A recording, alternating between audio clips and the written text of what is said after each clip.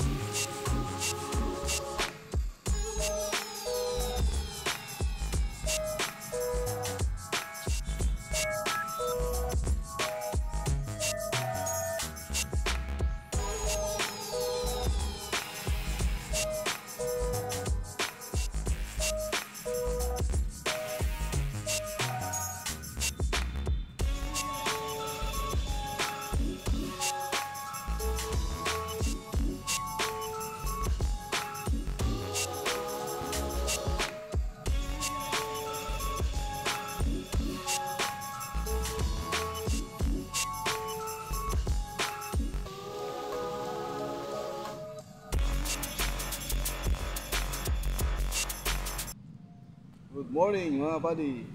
Huwa. Nandito tayo buddy sa Rotunda. Kaya pag-usapan natin buddy yung nangyari ngayon sa sa Los Angeles, Los Angeles, California, USA. Kaya yung wildfire, ang dakong sunog buddy sa California. Karon sige kaya po nila ipaningkamutan. Pinagsikapan nila na ano yung apoy mahinto, pero hanggang ngayon hindi pa rin natapos. Patuloy pa rin yung marami ng bahay na bali 130,000 na ang nag-evacuate sa Los Angeles, California. Tapos 30,000 na kabahay ang natupok ng apoy. Isipin mo yan, grabing parang may galit yata yung gumawa. Pero badi yung nangyayari na yan badi, before pa pala badi. Pero maraming speculation badi na na sabi-sabi sa iba. Baka lang daw sa tinatawag nila na yung climate change, kaya ganyan. Pero badi may isang video ba din na nakitaan ba din na before pala yung naganap yung malaking sunog ngayon sa Los Angeles, California mga buddy. Pala yun, may yung Golden Globe sa Hollywood. Kasi yung unang porsyon na tinamaan ng ng wildfire, yung talaga yung sa heart of the entertainment, yung sa industry ng mga artista. May mga bahay doon na mga malalaki, mga mahaling mga bahay,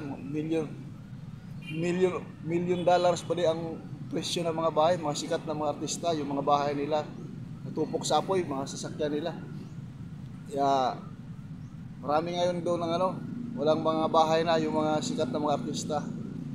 Yeah, before pa pala yung yung Golden Globe Award, January 5 pala yun nangyari doon sa Amerika. Ipakita ko yung video para malaman nyo kung baka ito yung isang dahilan. Baka ito yung isang dahilan na nagsimula yung sunog. Alright, cast and crew are leading the way with 11 mentions. Moms are holding strong with 3 shout-outs. God, creator of the universe, 0 mentions. And Mario Lopez, host of Access Hollywood, 1.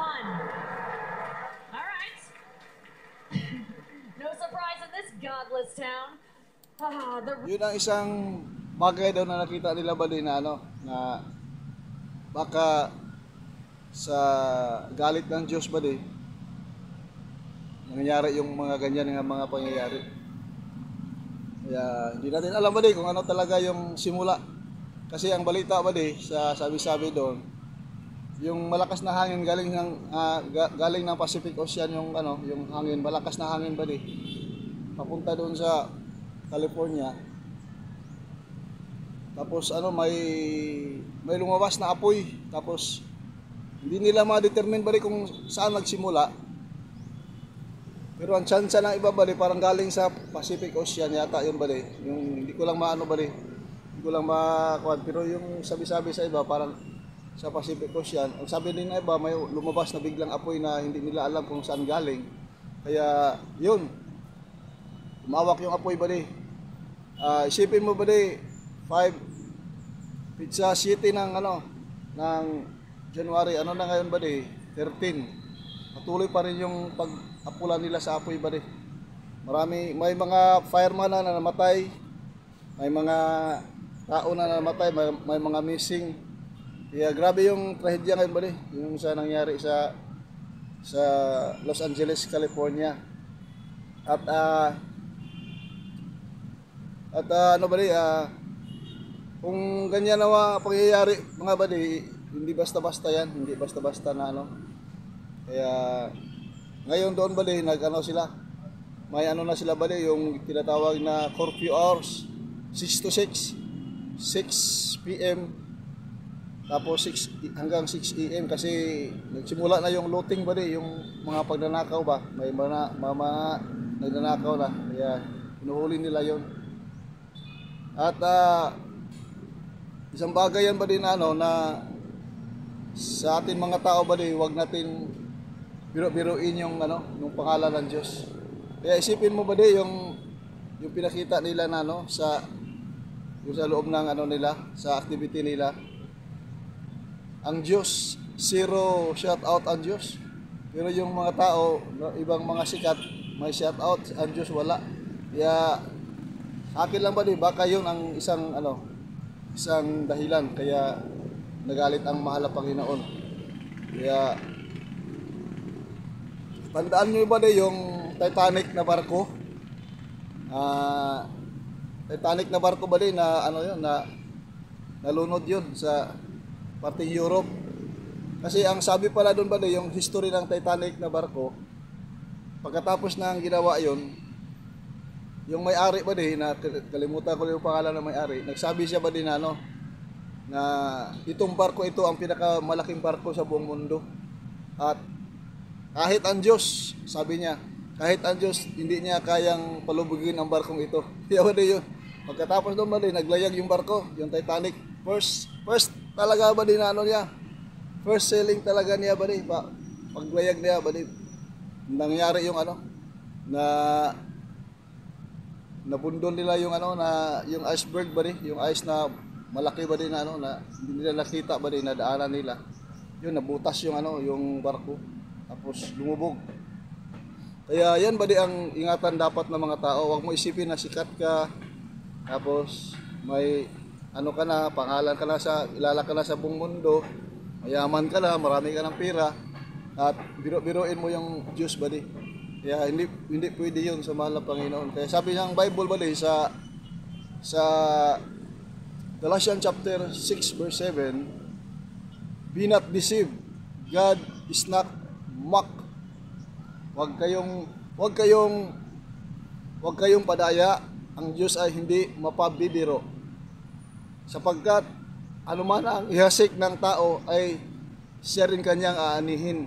Kaya sa Bisaya bali, ayaw ka mo pag palimbong ang Diyos dili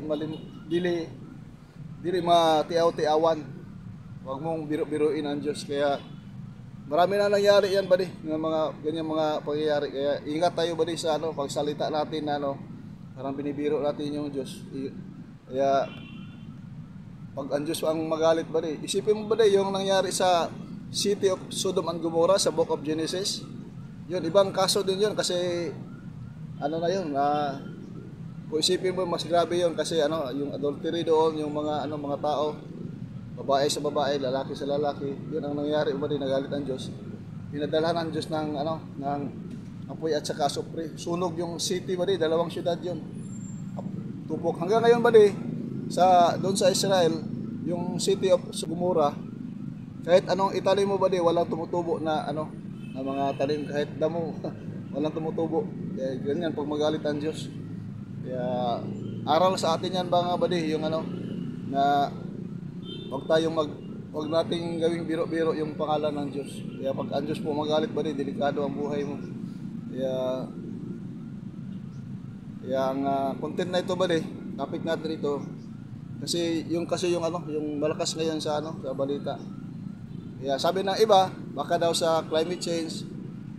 Pero before pa pala yun ba di, may ginawa na pala yung mga tao na parang ganun ba di yung nangyari na ano sa Golden Globe Awards na zero shout out ang mahal na Panginoon. Kaya nagalit po ang Diyos ba di. Kaya nandito na ba di sa video ito ba di. Huwa! Ang lahat ng papupuri, padadakila at pagsamba ay tanging sa ating pinakamahal na Jesus. Kaya God bless po ba di at maraming salamat ba di sa lahat ng mga subscriber natin ba di, mga bagong subscriber. Happy New Year ba di ha, sa inyong lahat ba di. At sa mga viewers natin ba di. At